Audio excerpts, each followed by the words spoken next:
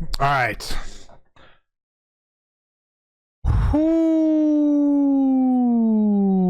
Julio Jones.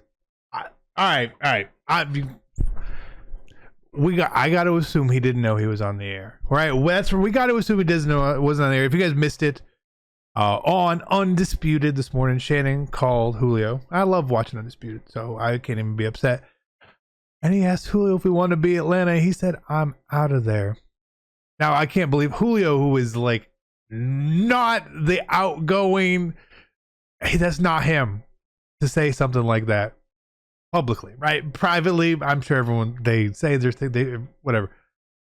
I was gonna actually talk about this today and maybe make a video on like should Atlanta trade Julio, and I was gonna break it down that way, and I'll still break it down here at the end for you guys, who sort of need to understand the whys of all this.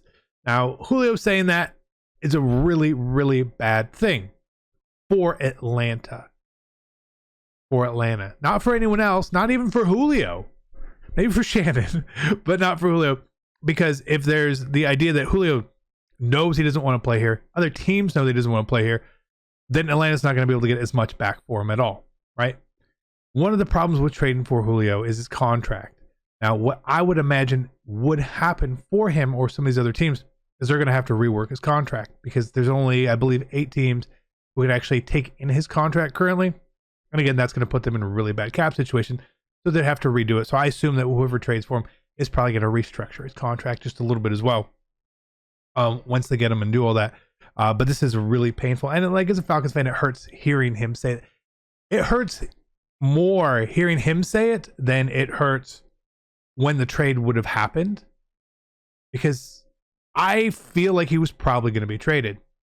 And the main reason why I felt like he was probably going to be traded, it's simply logistics. Now, it doesn't make a lot of sense why you would keep Matt Ryan, win now, and then get rid of Julio. But they actually have to do something to get under the salary cap. Atlanta is in an absolutely terrible spot with the salary cap. The way it's sat currently, you know how there's a lot of teams in the NFL, right? There's a lot of them. So currently, the cap situation for Atlanta is bad, and it's much worse than people would think.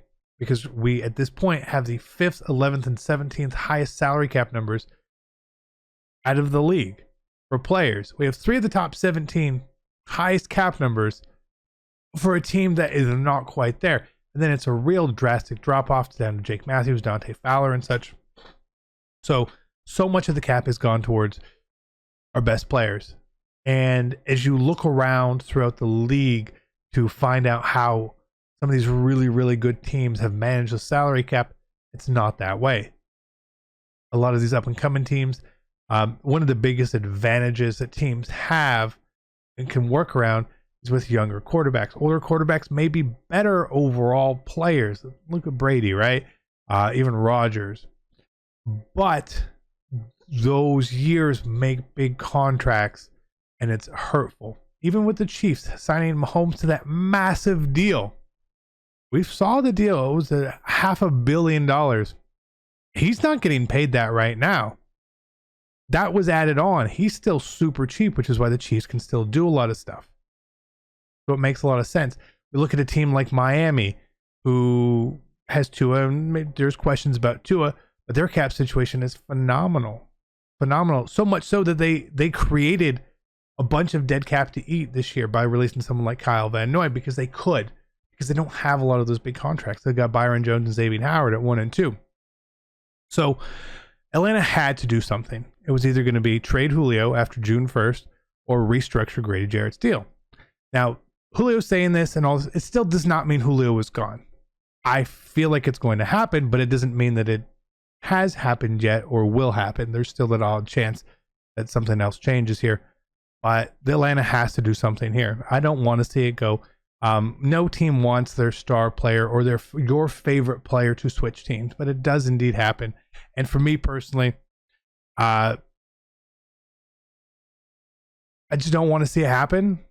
But wherever Julio ends up, as long as it's not New Orleans, I'm there for him, man. I'm still on. I still love Julio Jones, and I will, regardless. And he can have the best games and the best career, and I hope he does. I hope he breaks every record. I still be there. But if he's not here, he's not here. We got the Riddler. We got Kyle Pitts. We got all sorts of talent. I'm not really worried about that. My fandom doesn't change. I don't hop around. This isn't a LeBron situation where he switches teams, I switch teams. My team is right here in Atlanta. So again, it hurts to hear it. It hurts more to hear it from him. But, hey, what are you going to do about it, right? What are you going to do about it? We'll talk more NFL as the season comes along. It's a sad day. I'm a little sad.